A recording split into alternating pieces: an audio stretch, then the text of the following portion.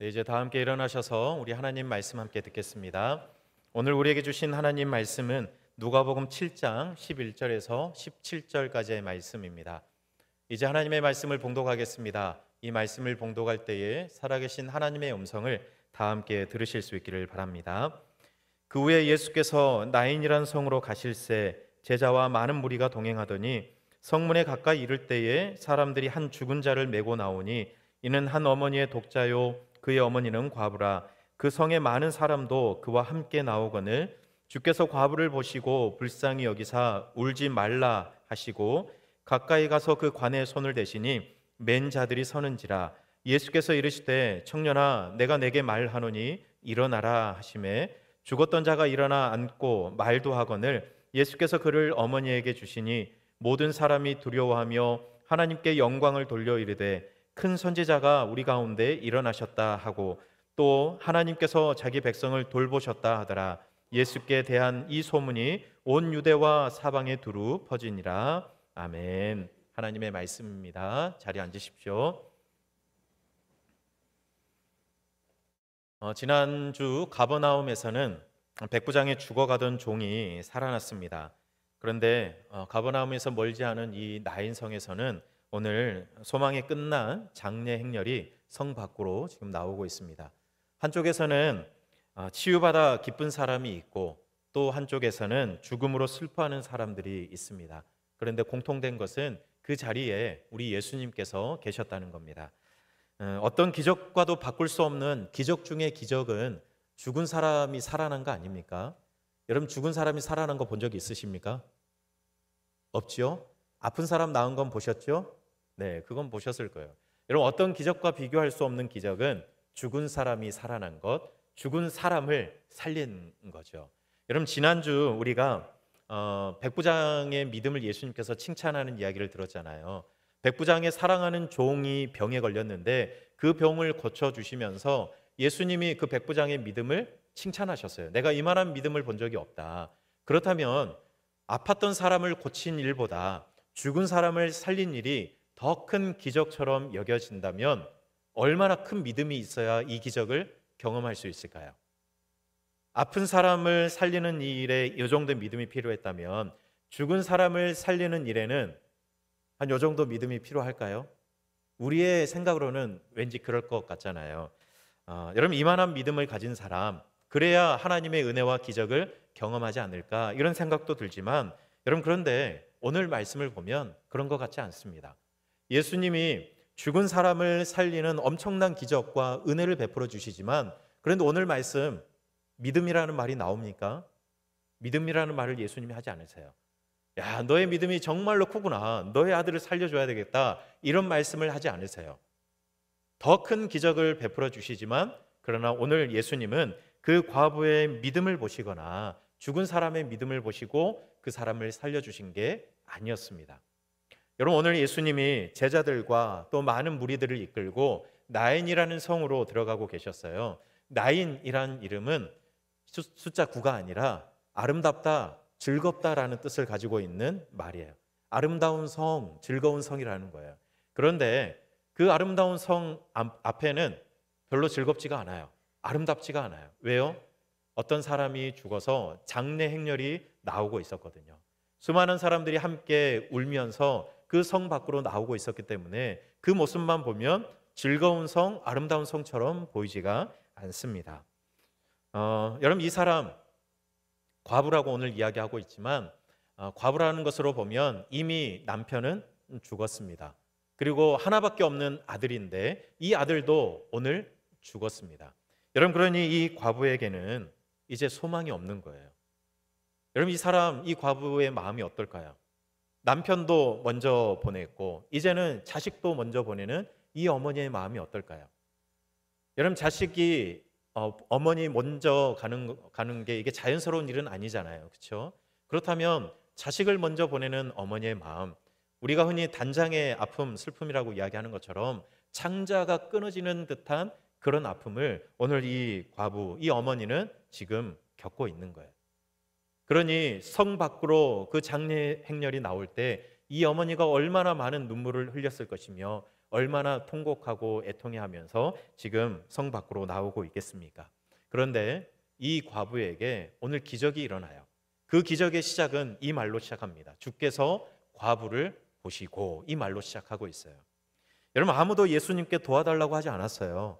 과부도 예수님 붙들고 저 좀 도와달라고 이렇게 이야기한 게 오늘 나오지 않아요. 예수님이 과부를 보신 거예요. 예수님이 먼저 과부를 보셨고, 그냥 스쳐 지나가는 것을 본 것이 아니라 마음을 담아 과부를 보신 겁니다. 호기심으로 보신 것이 아니라 과부의 그 마음, 아픈 마음, 슬픈 마음, 애타는 마음, 그 마음을 동일하게 느끼시면서 과부를 보신 거예요. 여러분, 그리고 나서 그 과부를 불쌍히 여기셨다고 이야기합니다. 여러분, 불쌍히 여긴 게 뭘까요? 자식을 잃은 어머니의 마음이 창자가 끊어지는 것 같은 아픔이라고 이야기했는데, 예수님이 이 과부를 보시는 불쌍히 여기는 그 마음도 동일한 마음입니다. 창자가 끊어지는 것 같은 그 마음, 그 아픔으로 불쌍히 여기는 마음으로 오늘 이 과부를 예수님이 보고 계시는 거예요. 불쌍히 여긴다.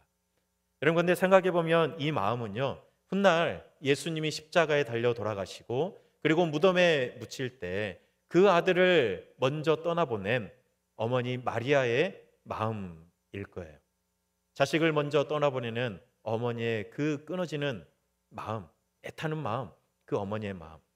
또 더 나아가서 사랑하는 아들 독자를 십자가에 달려 죽게 하기까지 수많은 사람들, 이 땅에 있는 모든 사람들을 살리길 원하셨던 하나님 아버지의 그 단장의 슬픔, 끊어지는 그 아픔이 오늘 예수님께서 이 과부를 바라보시며 느끼셨던 불쌍히 여기는 그 마음 안에 담겨져 있는 겁니다.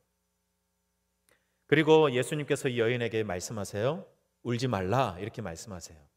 여러분, 왜 예수님은 울지 말라고 이야기하실까요? 과부의 마음을 몰라서 그렇습니까? 야, 지금 네가 울 때가 아니다. 지금 네가 앞으로 어떻게 살아갈지 그 정신 똑바로 차리고 이렇게 해야지, 이런 말입니까? 그런 말이 아니잖아요. 여자야, 울지 말아라, 이 말은 내가 너의 눈물을 닦아주고 싶다, 이런 예수님의 약속이 담긴 말씀인 거죠. 울지 말라는 이 말은 예수님의 이 약속이 담겨져 있습니다. 여러분, 그리고 나서 예수님이 한 행동이 있어요. 관에 가까이 가셔가지고 그 관에 이렇게 손을 대셨습니다. 여러분, 우리가 요즘 사용하는 관은 뚜껑까지 다 닫혀 있잖아요, 마지막 나갈 때. 그런데 이 당시에는 뚜껑이 열려 있는 그런, 뚜껑이 없는 그런 관이었습니다. 그러니까 예수님이 그 관에 가까이 가셨을 때에는 그 안에 있는 시체를 얼마든지 볼 수 있고 만질 수 있는 그런 관이었어요. 그러니까 예수님이 가까이 가셔서 아마 관 안에 있는 시체에 손을 대지 않았을까, 이런 생각이 드는데, 원래는 그렇게 하면 안 되죠. 시체에 손을 대면 예수님이 부정하게 되십니다. 사람이 부정하게 돼요. 그래서 원래는 그렇게 하면 안 되지만 예수님은 그 여인을 불쌍히 여기는 마음으로 그 관에 가까이 나아가 죽은 아들의 몸에 손을 대셨습니다. 그리고 뭐라고 한마디 하시죠? 일어나라 라고 말씀하세요. 그랬더니 이 아들이 일어나 앉고 말도 합니다. 그래서 예수님이 살아난 그 아들을 어머니에게 줍니다. 그러니까 이 한 청년을 살리신 기적만이 아니라 그 청년을 어머니에게 주시면서 한 가정을 회복시키는 이야기가 오늘 이 이야기인 겁니다. 여러분, 오늘 이야기를 보면 예수님이 어떤 사람을 보시는 것 같습니까? 지난주에는 이만한 믿음을 가진 사람 보신다고 했는데 오늘은 어떤 사람을 보시죠? 슬픔 속에 잠겨 있는 사람을 예수님이 보십니다. 큰 슬픔으로 절망 속에 무너져 있는 그 한 사람, 나는 그러고 싶지 않은데 어쩔 수 없이 무너져 내린 그 마음 애써 붙들고 하루하루 힘겹게 살아가고 있는 그 사람을 우리 예수님께서 보십니다. 그리고 그 사람과 같은 마음과 같은 아픔을 안고 그 사람을 보시고 불쌍히 여기시고 가까이 다가가셔서 손대시고 울지 말아라, 일어나라, 이렇게 말씀해 주시는 것이 우리 예수님이셨어요. 여러분, 살다 보면 그럴 때가 있잖아요. 하나님이 날 잊어버리신 거 아닌가? 그런 생각이 들 때가 있잖아요. 나는 이렇게 힘들어 죽겠는데 하나님 나 잊어버린 거 아니야? 이런 생각이 들 때. 그런데 우리는 다 알고 있잖아요. 하나님이 우리를 잊어버린 게 아니라는 거 우리가 알고 있습니다. 그런데 큰 슬픔과 절망에 빠져 있다 보면 그런 생각이 들 수 있습니다. 하나님이 안 보일 때가 있어요. 여러분, 이 여인이 저 앞에서 예수님과 수많은 무리들, 어쩌면 장례 행렬보다 더 많은 사람들이 무리지어서 성으로 다가오고 있는데 못 받겠습니까? 받겠죠. 근데 안 보이는 겁니다. 예수님이 안 보이는 거예요. 너무나도 큰 슬픔과 절망에 빠져 있으면 예수님이 안 보일 수 있어요. 나를 잊어버린 거 아닌가? 이런 생각이 들 수가 있습니다. 그런데 그때 예수님께서 먼저 보십니다. 창자가 끊어지는 것 같은 그 아픔을 같이 느끼시며 예수님이 먼저 보시고 찾아오시고 눈물을 닦아주시고 하시는 거예요. 결코 잊지 않는다는 거예요. 여러분 창세기 16장을 보면 하갈 이야기가 나옵니다. 아브라함이 아이를 못 낳을 때 아내 사라가 안 되겠다. 나는 이제 더 이상 아이를 못 낳을 거니까 이 여종인 하갈을 통해서 우리 후손을 이어갑시다. 그렇게 제안을 하고 아브라함이 그것을 받죠. 하갈이 아브라함의 아이를 가졌어요. 그런데 거기서 딱 선을 잘 지켰어야 했는데 하갈이 더 나가죠. 자기 주인 사라를 무시합니다. 멸시합니다.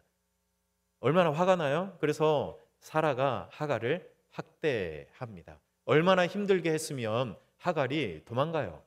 여러분 도망간 종은 잡아서 죽여도 무방해요. 그런데 하갈이 그걸 알면서도 도망갑니다. 그만큼 힘들었던 거예요. 자, 그런데 도망가는 종 하갈을 누가 찾아오냐면 하나님이 찾아오십니다.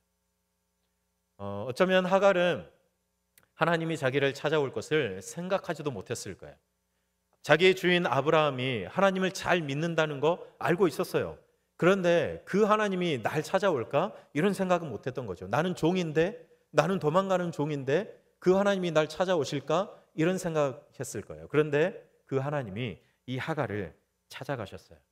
큰 슬픔과 절망 가운데 있는, 어쩌면 죽음의 문턱까지 가 있었던 그 하갈에게 우리 하나님이 찾아가셨습니다. 하갈을 먼저 보셨고 불쌍히 여기는 마음으로 가까이 다가가셨고 하갈의 눈물을 닦아주시며 하갈을 위로해 주셨어요. 여러분, 그래서 하갈은 생각하지 못했던 그 하나님을 만나서 하나님을 향해서 이렇게 이야기합니다. 나를 살피시는 하나님이다. 엘로이의 하나님이다. 그렇게 고백해요. 그리고 이 자리에서 자기 아들의 이름까지 받아요. 이스마엘, 여호와께서 나의 고통을 들어주셨다라는 그 이름을 하갈이 받습니다. 하나님이 나를 잊으신 것 같은 때 있어요. 모든 것이 끝난 것 같은 절망스러운 현실, 그래서 아무것도 눈에 들어오지 않는 그런 때가 있지만, 그러나 그때 하나님은 여전히 우리와 같은 마음으로 먼저 우리를 바라보시고 우리를 불쌍히 여기시는 마음으로 찾아오셔요. 나에게는 안 오실 거야 이렇게 생각되는 사람에게도 가십니다. 도망가는 종에게도 우리 주님은 찾아가셔요. 여러분, 나인성 과부는 이런 은혜를 받았어요.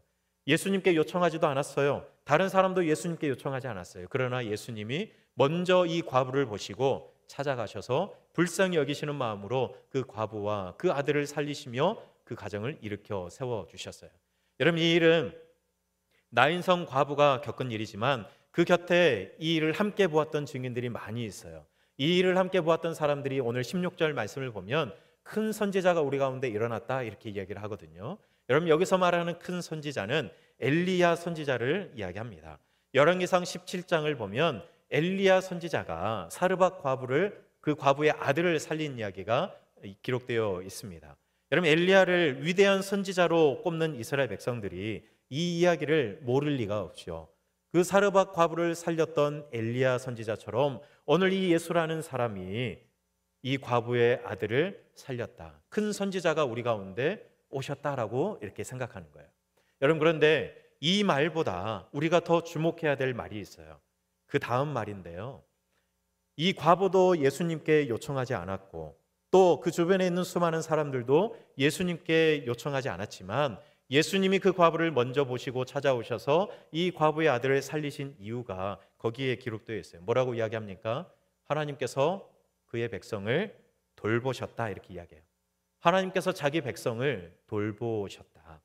여러분, 병 고침을 받는 일보다 죽은 자를 살리신 일이 더 큰 기적처럼 여겨지니까 백부장의 믿음보다 더 큰 믿음이 있어야 이 일을 행하실 것 같지만 그런데 그러지 않았거든요. 오늘 과부의 믿음을 보시고 이렇게 한 게 아니거든요. 이유가 뭐였습니까?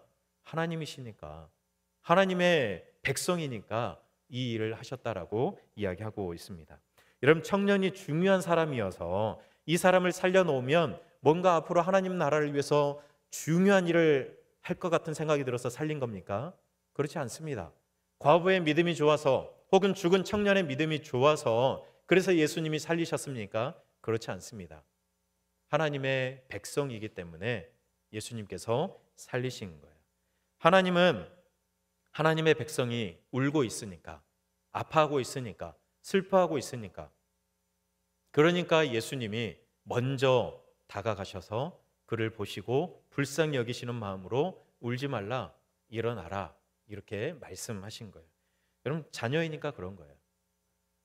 여러분, 자녀들 키울 때 우리 자식들한테 왜 학비대 주고 용돈 주고 하루 세끼 힘든데 밥해 먹이고 그거 다 하십니까? 내가 이렇게 해야 얘가 사람 구실을 하면서 살 것 같아서 그렇게 하십니까? 내가 요 정도 이 아이에게 투자하면 앞으로 한 10배, 100배 이렇게 돌아올 것 같아서 그렇게 하십니까? 아니잖아요. 왜 그렇게 하셨죠? 자식이니까.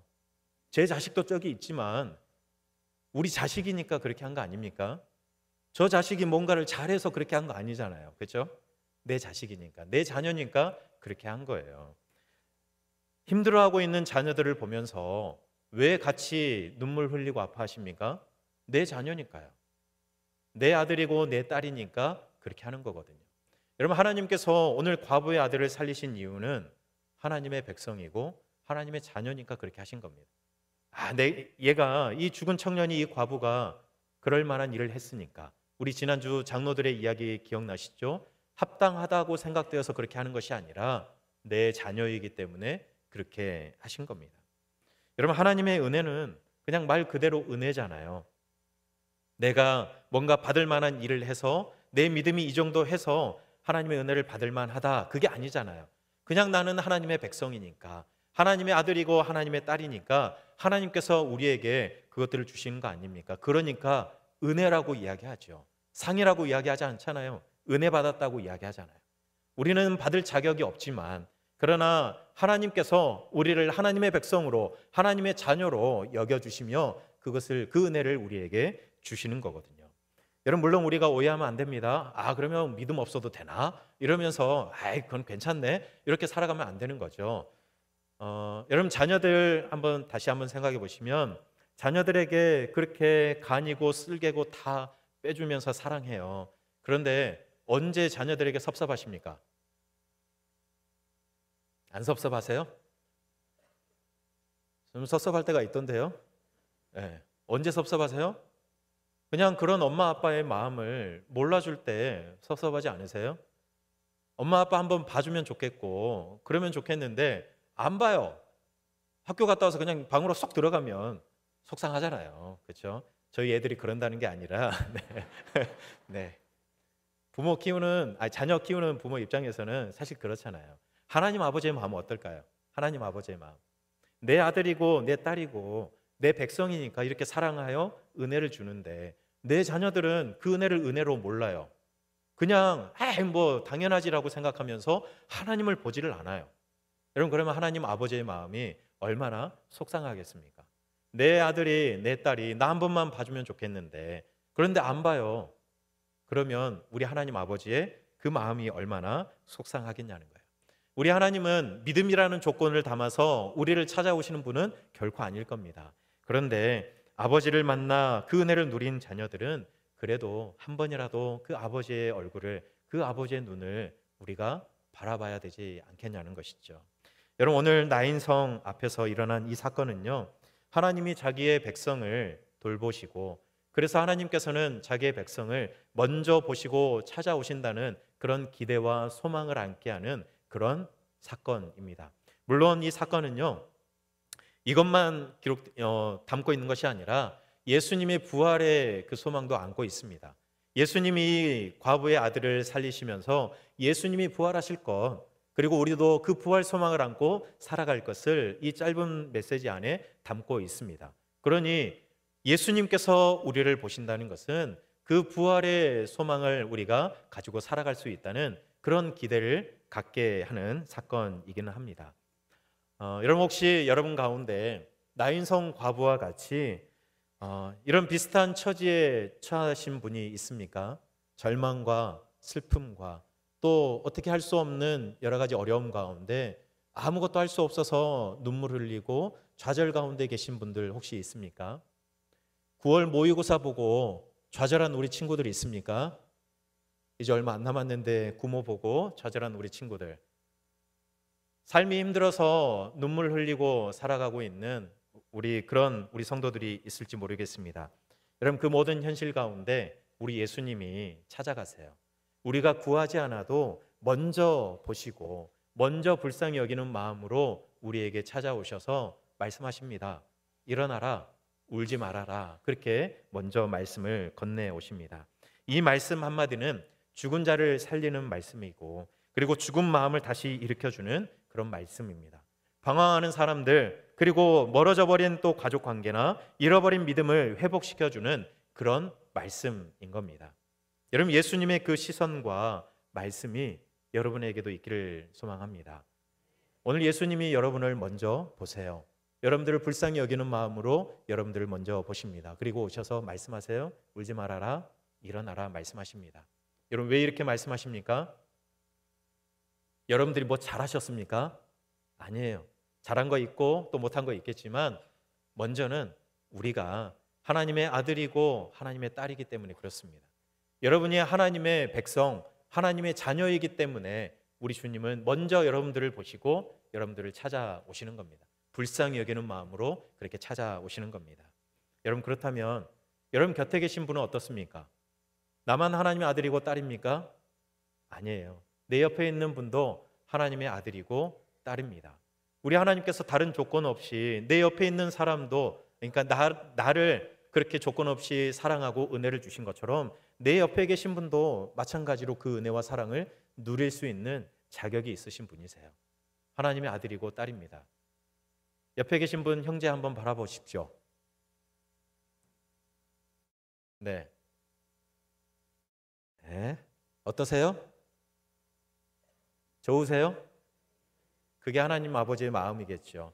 하나님께서 내 옆에 있는 내 형제 자매를 바라보실 때에도 그 눈으로 바라보실 겁니다. 우리가 늘 그걸 기억하면서 살아갔으면 좋겠습니다. 내가 하나님의 아들이고 딸이고, 그리고 내 옆에 있는 내 지체들도 하나님의 아들이고 딸이니 내가 사랑할, 내가 존경하고 내가 불쌍히 여기고 품어줄 수 있는, 사랑할 수 있는, 안아줄 수 있는 충분한 사람들입니다. 그러니 여러분, 매일매일 그 하나님 사랑 기억하면서, 그 은혜 기억하면서 늘 하나님을 바라보며 살아가실 수 있는 여러분 되시길 바랍니다. 이것이 오늘 우리에게 주시는 하나님의 말씀입니다. 오늘 말씀 기억하면서 우리 함께 주만 바라볼지라 우리 함께 찬양하고 같이 기도하겠습니다.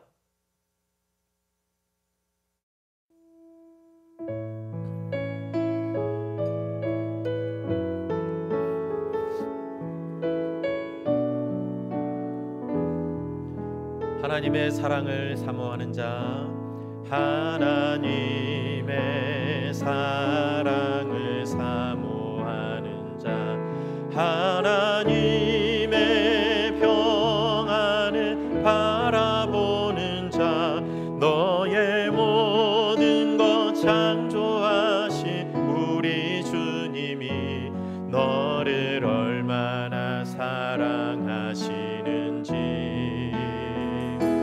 하나님께 찬양과 경배하는 자, 하나님의 선하심을 닮아가는 자, 너의